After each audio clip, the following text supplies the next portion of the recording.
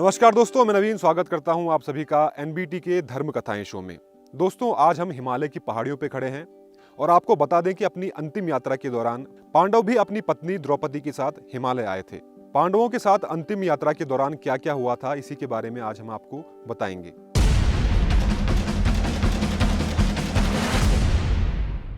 दोस्तों, ऐसा माना जाता है कि जब पांडवों को भगवान कृष्ण की मृत्यु का समाचार मिला तो वो उनको बहुत दुख हुआ।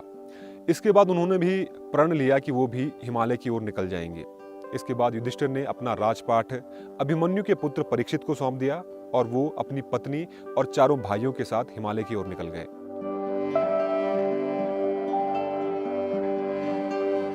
इसके बाद जब यात्रा के अंत में वो मेरु पर्वत के पास पहुंचे तो वहां से उनकी स्वर्ग की यात्रा शुरू हुई। स्वर्ग की यात्रा के दौरान सबसे पहले द्रौपदी की मृत्यु हो गई। इस बारे में जब भीम ने अपने बड़े भाई युधिष्ठिर से पूछा कि द्रौपदी ने अपने जीवन में कोई भी पाप नहीं किया था, फिर उसकी मृत्यु क्यों हो गई? इस पर युधिष्ठिर ने कहा कि हम 5 भाइयों की पत्नी होने के बावजूद भी द्रौपदी सबसे ज्यादा प्रेम अर्जुन से करती थी, इसलिए उसकी मृत्यु हो गई।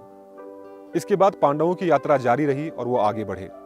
आगे बढ़ते बढ़ते रास्ते में सहदेव की मृत्यु भी हो गई। इस बारे में जब भीम ने अपने बड़े भाई युधिष्ठिर से पूछा, इस पर युधिष्ठिर ने कहा कि सहदेव को अपने ज्ञान और बुद्धि पे बहुत घमंड था, इसकी वजह से उसकी मृत्यु हो गई। दोस्तों, इसके बाद यात्रा एक बार फिर शुरू होती है और यात्रा के बीच में ही नकुल की भी मृत्यु हो जाती है। नकुल की मृत्यु के बाद भीम एक बार फिर युधिष्ठिर से प्रश्न पूछते हैं कि आखिर नकुल की मृत्यु क्यों हुई। इस पर युधिष्ठिर भीम को जवाब देते हैं कि नकुल को अपने रूप पर बहुत घमंड था, अपनी काया पर बहुत घमंड था, इस वजह से वो यात्रा पूरी नहीं कर पाए।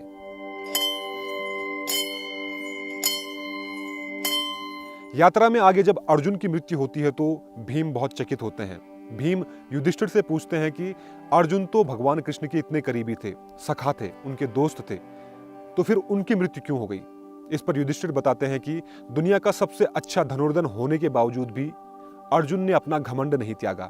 यहाँ तक कि वो भगवान कृष्ण के सानिध्य में भी रहे, लेकिन इसके बावजूद भी उन्होंने अपना घमंड नहीं त्यागा और इसी वजह से अर्जुन भी अपनी यात्रा पूरी नहीं कर पाए।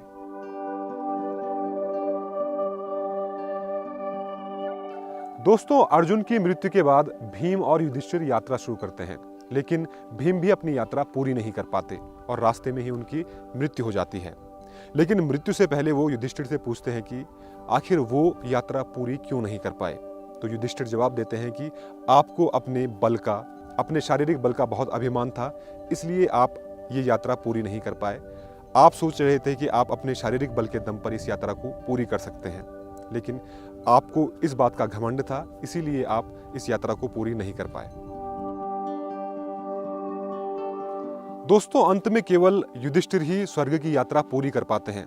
ऐसा माना जाता है कि युधिष्ठिर ने आजीवन कभी भी झूठ नहीं बोला था, असत्य का साथ नहीं दिया था और साथ ही उनको किसी बात का घमंड भी नहीं था। यही वजह है कि सभी पांडवों में से केवल वो ही स्वर्ग की यात्रा पूरी कर पाते हैं।